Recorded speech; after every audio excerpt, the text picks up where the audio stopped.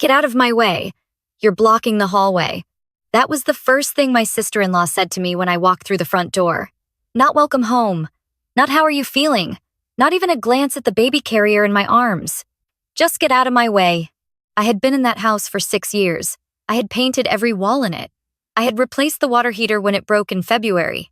I had paid the mortgage every single month, while my brother Marcus worked on his passion projects, and his wife Diane redecorated the living room for the 3rd time.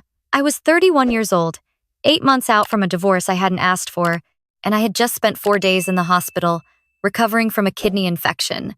So severe, my doctor told me another 48 hours, and I would have needed emergency surgery. I came home with a prescription, a follow-up appointment, and strict orders not to lift anything heavier than a gallon of water. Diane didn't know any of that. Or maybe she did, and it just didn't matter to her. I moved to the side of the hallway and watched her carry a box of throw pillows toward the guest room. The guest room that had been my room since the day I moved in. "What's going on?" I asked. She set the box down, turned around, and looked at me the way you look at something you stepped in. "Marcus and I talked," she said. "We need that room." I stood there with my overnight bag on my shoulder and my car keys still in my hand. "You need it for what?" "Storage. And eventually, a home office for Marcus." She brushed past me. "You've had more than enough time to find your own place. I want you to understand something. I was not a freeloader. I was not some 22-year-old little sister sleeping on a pull-out couch and eating their food. I had a job. I had a salary. I had a savings account. I had moved into that house after my divorce because my brother, the person I had shared a childhood with, the person I had lent money to twice without asking for it back, had told me, 'Your family. Take your time. We have the space.' That was 8 months ago. In those 8 months, I had contributed $2,000 a month to the household expenses. I had paid for the new dishwasher. I had paid for Diane's birthday dinner at the restaurant she chose, which cost more than my first car payment. And I had come home from the hospital that afternoon, with an IV bruise still yellowing on the back of my hand. I found Marcus in the kitchen. He was standing at the counter scrolling through his phone, and he had the decency to at least look uncomfortable when I walked in. "Did you know about this?" I asked. He put the phone down. "We've been meaning to talk to you about it. I just got home from the hospital, Marcus." "I know." He picked up his coffee mug, put it down, picked it up again. "But Diane's been really stressed about the space situation. And we thought, you've had 8 months, so I had a kidney infection." I said it slowly, the way you speak to someone who isn't listening. "The doctor said I need 2 weeks of rest. I can't lift boxes. I can barely drive." He nodded. He kept nodding, the way people nod when they've already made a decision and they're just waiting for you to catch up. "We'll help you," he said. "We'll make it easy." That night, I lay in my room, the room that was apparently no longer mine, and stared at the ceiling. My back ached. My head ached. I had a prescription bottle on the nightstand, and a follow-up appointment in 11 days, and nowhere to go. I called my best friend Dana. She talked me through it for an hour and then said, "You can stay here as long as you need. My couch folds out. Just come." But Dana lived 40 minutes away and had 2 kids under 5. And I knew what "as long as you need" actually meant when someone had 2 kids under 5. I called my mother. She said, "Well, honey, it is their house," which would have been a reasonable thing to say if it had been only their house, which it was not. I want to explain the financial arrangement, because this is the part that matters. When Marcus bought the house 4 years ago, he was short on the down payment. He needed $40,000. He didn't have it. He came to me, not the other way around. He came to me and asked if I could help. I had been saving for 3 years. I gave him $30,000. "Not alone," he said, "just family helping family." But then a year later, when I needed help after the divorce, when I was paying lawyer fees and first and last on an apartment, I ended up not taking because the divorce dragged on longer than expected. He told me I could move in rent-free. Rent-free, that was what he said.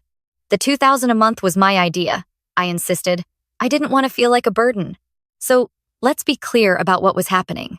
I had contributed $30,000 to the purchase of this house. I had contributed $2,000 a month for 8 months. That was another $16,000. And I was being asked to leave 2 days after coming home from the hospital to make room for a storage space and a home office for a man who hadn't held a full-time job in 3 years. The next morning, Diane knocked on my door at 7:30. "There are some boxes in the garage," she said. "I can have Marcus bring them up." I looked at her. I had been awake since 5. I had taken my medication. I had sat at the window and watched the sun come up over the neighbor's oak tree and thought about every decision that had led me to this moment.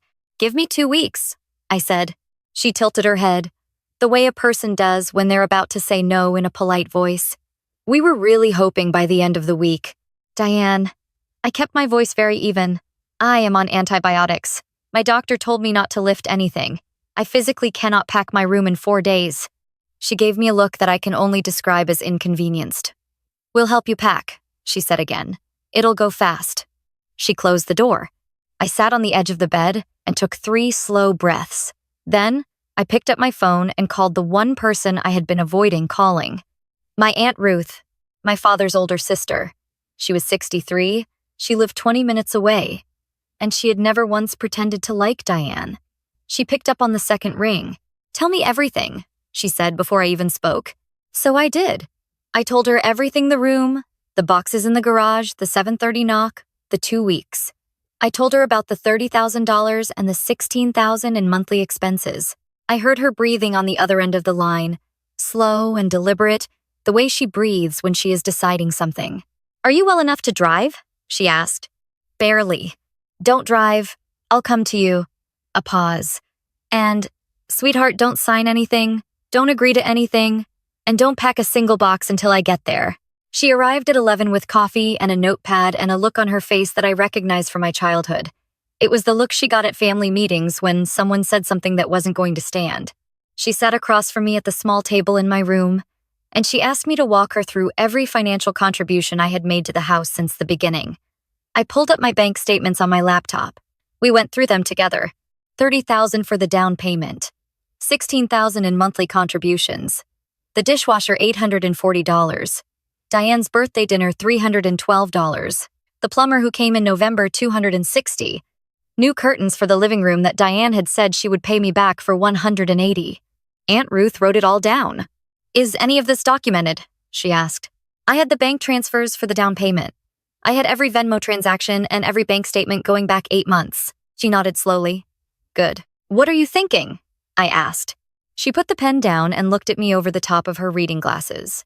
"I'm thinking," she said, "that you should stop paying the household expenses as of this month." I hadn't even thought of that. The money, the $2,000 a month, I had sent it so automatically, every first of the month, that it had stopped feeling like a choice. "And I'm thinking," she continued, "that you should speak to someone about the down payment contribution. Not necessarily to pursue anything, just to understand where you stand." She had a friend who was a real estate attorney. She made a call from my room while I sat on the bed and listened. The call lasted 12 minutes. When she hung up, she sat back down across from me and folded her hands on top of the notepad. "Here's what he said," she told me. "If you made a documented financial contribution toward the purchase of the property, and you have evidence of that, which you do, you may have an equitable interest argument. It depends on whether any agreement was in writing." It probably wasn't. She looked at me. "It wasn't," I said. "But even without a formal claim, the documentation you have, the transfer records, the monthly contributions creates leverage. Not the legal kind necessarily, the human kind." She paused. "Your brother knows what you gave him. And if he has to explain that to someone else, a mediator, a family member, anyone, he'll have to sit with it." I didn't sleep well that night. I lay in bed listening to Diane move boxes in the hallway at 10 o'clock at night, which told me everything I needed to know about how urgently she actually needed the room. And I thought about the conversation I needed to have with my brother. I found him alone the next evening. Diane was at her book club, which she attended every Thursday, and Marcus was in the kitchen making pasta. I sat down at the counter and I waited until he turned around. "I need to talk to you," I said. "Yeah."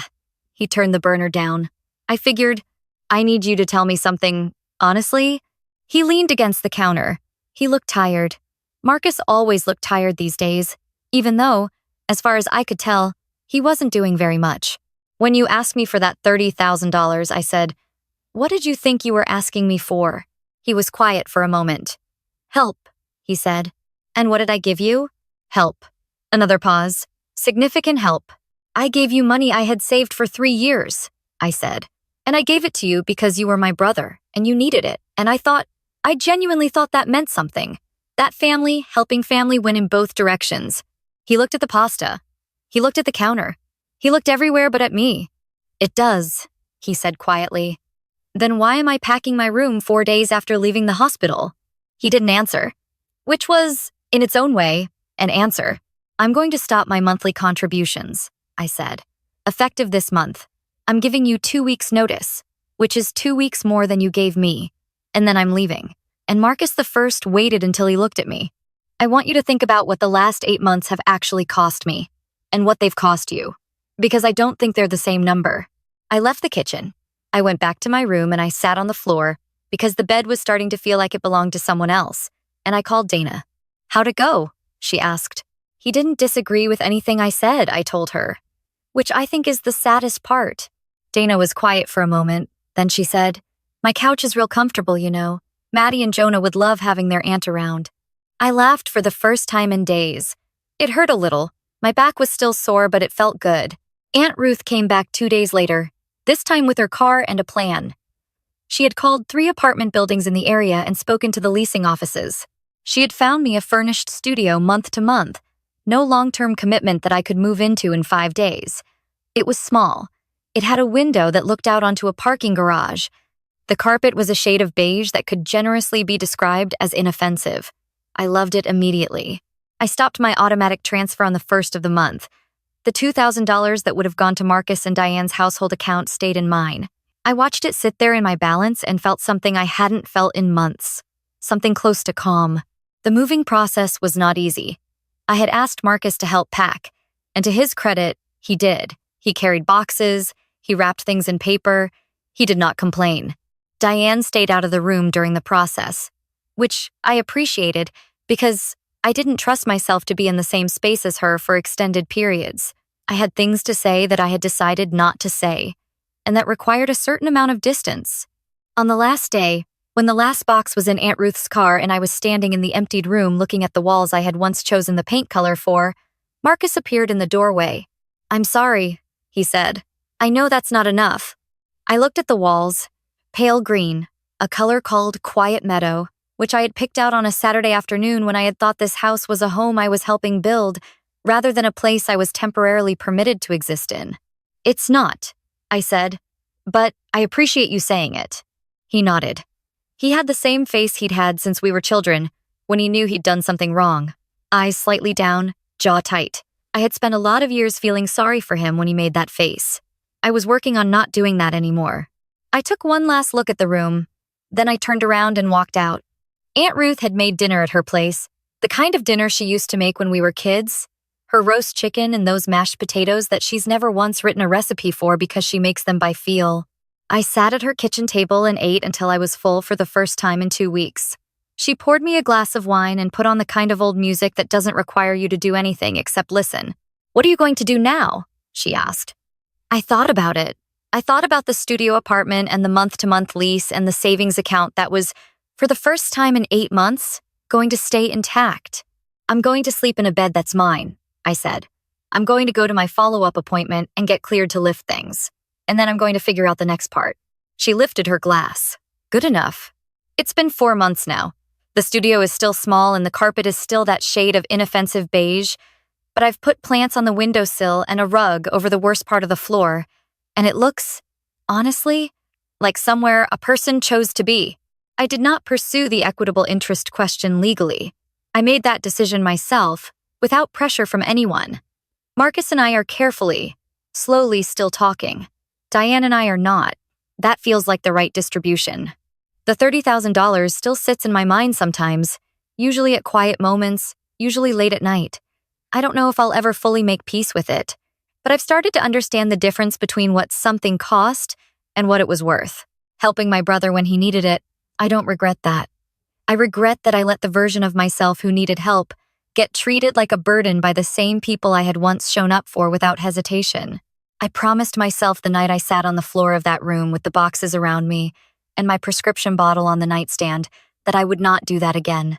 I would not shrink to fit a space that was too small for me. I would not stay quiet in a house I had helped pay for because someone else needed the room. I had helped build something, and I had been asked to disappear from it. So I left, and I took myself with me. That turned out to be enough.